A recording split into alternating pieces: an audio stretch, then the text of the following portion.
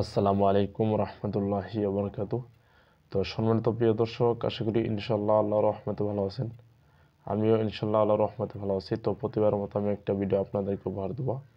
যে ভিডিওটার বিষয় হলো আল্লাহ তাআলা সমুদ্র, নদী, নালা, খাল, বিল কেন সৃষ্টি করছেন, কোন কারণে। তো সেই ভিডিওটি শুরু থেকে শেষ পর্যন্ত আপনাদেরকে দেব। অবশ্যই শুরু থেকে শেষ পর্যন্ত সম্পূর্ণ ভিডিওটি দেখুন। তো সম্মানিত প্রিয় দর্শক, আল্লাহ তাআলা পাক রব্বুল আলামিন সেই পবিত্র কোরআনে বলছেন, সূরা নাহল 14 নম্বর আয়াতে আল্লাহ তাআলা বলছেন যে তিনি সমুদ্রকে অধীন করেছেন যাতে তোমরা তা হতে তাজা মাছ খেতে পারো, সুবহানাল্লাহ, এবং তা থেকে রত্নবলী আহরণ করতে পারো। দেখেন, আল্লাহ তাআলা সব কিছু অযথা সৃষ্টি করেননি, সব কিছু আমাদের জন্য সৃষ্টি করেছেন, আমাদের উপকারের জন্যই। চন্দ্র সূর্য বলেন, নদী নালা, খাল বিল, গাছপালা যা আছে সব কিছু আমাদের উপকারের জন্যই, আমাদের ফায়দার জন্য আল্লাহ তাআলা সৃষ্টি করছেন। এবং নদী নালা, খাল বিল সেটাও আমাদের ফায়দার জন্য সৃষ্টি করছেন।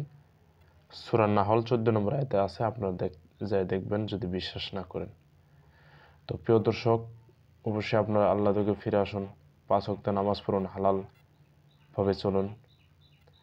আর অনেকেই জানেন যে আমি জিন, জাদু, বান, কুফরি যারা আক্রান্ত থাকে তার সহি রুকিয়া ঝাড়ফুঁক চিকিৎসা করি, এবং হিজামা চিকিৎসা, হিজামা ইসলামিক চিকিৎসা, সুন্নতি চিকিৎসা দেই, এবং চিকিৎসা কোর্স করাই, শেখাই।